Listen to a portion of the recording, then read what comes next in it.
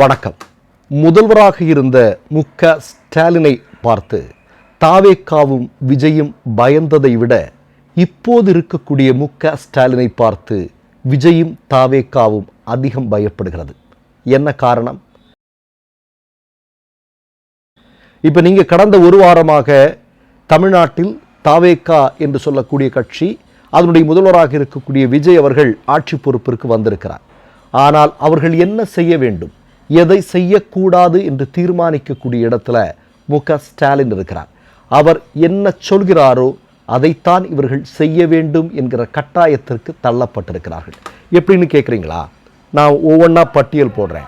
முதல் விஷயம், விஜய் தன்னுடைய ஒரு சிறப்பு அதிகாரியாக ஒரு ஜோதிடரை நியமனம் செய்கிறார் இல்லையா? மிகப்பெரிய அளவிலான ஒரு எதிர்ப்பு குரல் தமிழ்நாடு முழுவதும் கிளம்புகிறது. அதில் தமுக சாமானிய அமைப்புகள், பல்வேறு ஆட்கள் எல்லாம் அதில் இருக்கிறாங்க. முதல்வர் மு.க. ஸ்டாலின் உட்பட எல்லோரும் ஒருமித்த குரலில் அந்த ஜோதிடரை நியமனம் செய்திருப்பது என்பது மிகப்பெரிய அளவில் கண்டிக்கத்தக்கது என்கிற குரல் வலுவாக எழ ஆரம்பிக்கிறது. உடனடியாக விஜய் என்ன செய்கிறார்? மண்டியிடுகிறார். மண்டியிட்டு அந்த நியமனத்தை உடனடியாக ரத்து செய்கிறார். இது மு.க. ஸ்டாலினுக்கும் அதே மாதிரி ஸ்டாலினுடன் கூட்டணியில் இருந்த கட்சிகளுக்கும் கிடைத்திருக்கக்கூடிய ஒரு மிகப்பெரிய வெற்றி. நீங்கள் இந்த மண்ணை பகுத்தறிவற்ற மண்ணாக மாற்றுவதற்கு நீங்கள் முயற்சி செய்தால், சங்கபரிவார கும்பலுக்கு ஏதேனும் ஒரு விதத்தில் இடம் கொடுக்க நீங்கள் முயற்சி செய்தால் அதை நாங்கள் தடுப்போம், அதில் முன்னணியில் நான் நிற்பேன் என்று சொல்லி மு.க. ஸ்டாலின் செய்து முடித்திருக்கிறார். விஜய் கேட்டிருக்கிறார். இது ஒன்று. ரெண்டாவது மிக முக்கியமான விஷயம் என்ன? மகளிர் உரிமை தொகை. முன்னாடியே அவர் சொன்னார், மு.க. ஸ்டாலின் என்ன சொன்னார்? நீங்கள் 2500 ரூபா கொடுக்கறது கொடுக்காதது அதெல்லாம் ஓகே, அது உங்களுடைய விருப்பம், கொடுக்க முடிஞ்சால் கொடுங்க, இல்லை நீங்கள் பார்த்துங்க. ஆனால் நாங்கள் கொண்டு வந்த மகளிர் உரிமை தொகை 1000 ரூபாயாவது நீங்கள் கொடுத்தாக வேண்டும், கொடுத்தே தீர வேண்டும் அப்படிங்கிற ஒரு மிக முக்கியமான செய்தியை சொன்னார். இதோ பாருங்கள், மகளிர் உரிமை தொகை அவர்களுடைய வங்கி கணக்கிற்கு வந்து சேர்ந்திருக்கிறது. நமக்கு எல்லாருக்கும் தெரியும் இது லேட் ஆகுமா, ஏன்னா எதுவுமே நடக்கலையே. இப்போ ஏறத்தாழ ஒரு வாரம் ஆக போகுது. அரசு நிர்வாகமே எப்படி செயல்பட்டு கொண்டிருக்கிறது என்கிறத நம்ம கண்கூடாக பார்க்கிறோம்.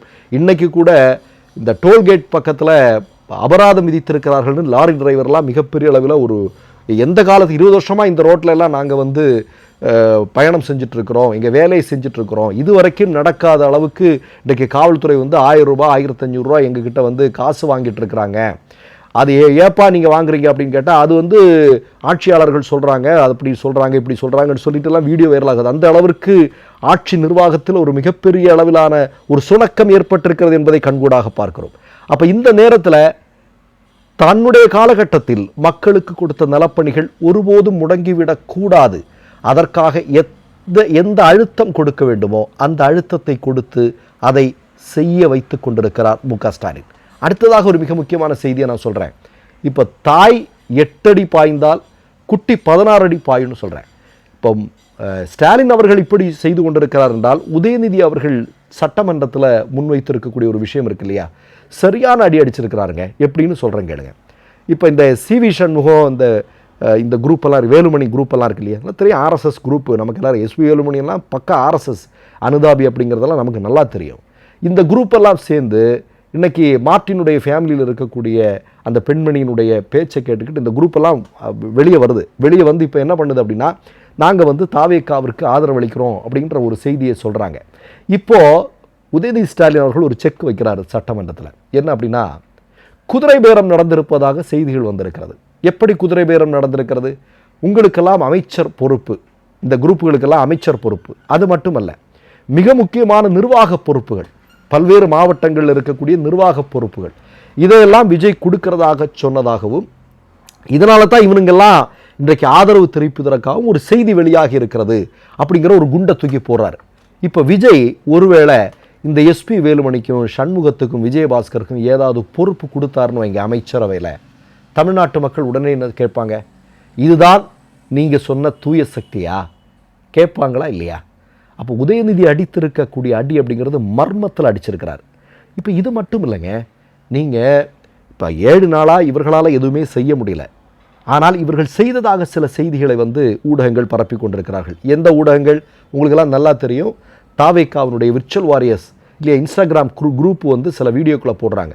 வந்த அடுத்த நாளே போதைப் பொருட்கள், அதாவது ஒரு 500 கிலோ போதைப் பொருட்கள் பிடிக்கப்பட்டு அழிக்கப்பட்டது, போதைப் பொருள் இல்லாத தமிழகமாக மாறிவிட்டதுன்னு சொல்கிறான். ஆனால் அது நடந்தது ஏப்ரல் மாதத்தில் யாருடைய ஆட்சி? அன்றைக்கு முதல்வராக இருந்த மு.க. ஸ்டாலின் அவர்களுடைய ஆட்சி. அவருடைய ஆட்சியில் தமிழ்நாட்டில் சிறப்பாக பணிபுரிந்து கொண்டிருந்த காவல்துறை எடுத்த நடவடிக்கை எடுத்து அது விஜயனுடைய ஆட்சியில் நடந்திருக்கு அப்படின்னு சொல்லும்போது தமிழ்நாட்டு மக்கள் இன்றைக்கி அதையெல்லாம் ரொம்ப கேவலமாக பார்க்க ஆரம்பித்திருக்காங்க. அது மட்டும் இல்லை, பெண்கள் பாதுகாப்பிற்காக சிங்கப்பெண், அப்படி அந்த பெண் இந்த பெண்ணெல்லாம் இவர் சில திட்டங்களை கொண்டு வந்தார். அதை நான் அமல்படுத்த போகிறேன்னு சொன்னார் இல்லையா? சொல்லி முடிந்ததுமே இந்த விர்ச்சுவல் வாரியர்ஸ் இந்த குரூப் என்ன பண்ணா அப்படின்னா, கொஞ்சம் பைக்கெல்லாம் வரிசையாக நிற்குது. சரி, இதெல்லாம் பெண்களை பாதுகாப்பதற்காக தயாரிக்கப்பட்டிருக்கக்கூடிய படை அப்படின்னு ஒரு இன்ஸ்டாகிராமில் ரீல் போட்டு விடுறான். ஆனால் உடனடியாக அது தெளிவாக தெரிந்தது, அது அப்படி அல்ல. அதுவும் பெண்கள் பாதுகாப்பிற்காக ஸ்டாலின் அவர்களுடைய ஆட்சியில் உருவாக்கப்பட்ட அந்த அமைப்பு அப்படிங்கிறது எல்லாருக்கும் தெரிய வந்தது. அப்போ நீங்கள் எதை எடுத்தாலுமே மு.க. ஸ்டாலின் அவர்களை தாண்டி ஒரு விஷயத்தை இவர்களால் சிந்திக்க முடியல, ஒரு விஷயம் இவர்களால் பண்ண முடியல. அந்த அளவிற்கு விழிப்போடு இருக்கிறார் மு.க. ஸ்டாலின். இப்போ நான் என்ன கேட்குறேன், முதல்ல தான் சொன்னேன், முதல்வராக இருந்த மு.க. ஸ்டாலினை பார்த்து விஜயும் தாவேக்காவும் பயப்படுவதை விட இப்போது ஒரு ஒரு மிக முக்கியமாக ஒரு இடத்துல இருக்கிறார் இல்லையா முன்னாள் முதல்வர் மு.க. ஸ்டாலின், அவரை பார்த்து இன்னும் பயப்படுகிறார். நான் ஒரே ஒரு செய்தியை சொல்லி நான் முடிச்சிடுறேன் உங்களுக்கு. என்ன அப்படின்னா, நேற்றைய தினம் நான் ஒரு கைலான் கடைக்கு போயிருந்தேன். பழைய புத்தகங்கள் வாங்குவது வழக்கம். அப்படி ஒரு பழைய புத்தகங்கள் வாங்கக்கூடிய ஒரு கைலான் கடைக்கு போனேன். அவர் வந்து ஒரு பயங்கரமான எம்ஜிஆர் ரசிகர். எம்ஜிஆர் ரசிகர்னால் அவ்வளோ பெரிய ரசிகர். அவருடைய அந்த கைலாங்கடையில் பழைய எம்ஜிஆருடைய ஃபோட்டோ, ஒரு சின்ன டேப் ரெக்கார்டர் இருக்குது, அதில் ஒரு கேசட் போட்டு எப்போவுமே எம்ஜிஆர் பாட்டு ஓடிட்டுருக்கு. அந்த அளவிற்கு தீவிரமான ரசிகர், ஏடிஎம்கே விஸ்வாசி. சரியா? இப்போது அவர் என்கிட்ட ஒரு செய்தியை சொன்னார். என்ன சொன்னா, மு.க. ஸ்டாலின் தோத்துட்டாரே குளத்தூர் தொகுதியில் அப்படின்னு சொன்னார். ஆமாங்க, நான் தோத்துட்டாரு அப்படின்னு சொன்னேன். என்னங்க, குளத்தூரில் ஏதோ இந்த பேருந்துகள் நிற்கக்கூடிய அந்த பஸ் நிறுத்தம் எல்லாமே ஏசியிலலாம் பண்ணி கொடுத்துருக்கிறாரு. அந்த தொகுதிக்கு அவ்வளோ விஷயங்கள் பண்ணியிருக்கு. அந்த தொகுதிக்கு போனீங்கன்னா அவ்வளோ அருமையாக இருக்கும், அவ்வளோ பார்த்து பண்ணார். அவரை போய் மக்கள் தோக்கடிச்சிட்டாங்களே அப்படின்னு ஒரு எம்ஜிஆர் ரசிகர், ஒரு அதிமுகவினுடைய மிகப்பெரிய அனுதாபி ஸ்டாலின் அவர்களுடைய வெற்றியை பற்றி கலங்குகிறார் என்றால் நீங்கள் கொஞ்சம் யோசிச்சு பாருங்கள்.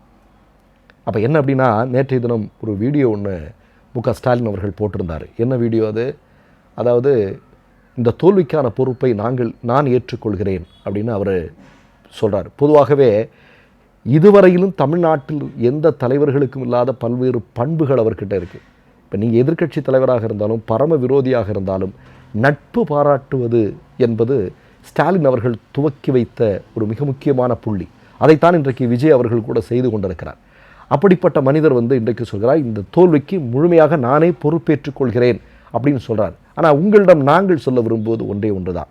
உங்களுடைய தோல்வி, அதை நினைத்து தமிழ்நாட்டு மக்கள் வருத்தப்படக்கூடிய காலம் வெகு தொலைவில் இல்லை. அதற்கான எல்லா சமீட்சைகளும் தெரிய ஆரம்பித்திருக்கிறது என்பதுதான் உண்மை. மற்றொரு நிகழ்வில் சந்திப்போம். நன்றி, வணக்கம். 3 யூடியூப் சேனல்கள் வியாபாரத்திற்கு இருக்கிறது. தேவைப்படுபவர்கள் இந்த எண்ணுக்கு தொடர்பு கொள்ளுங்கள்.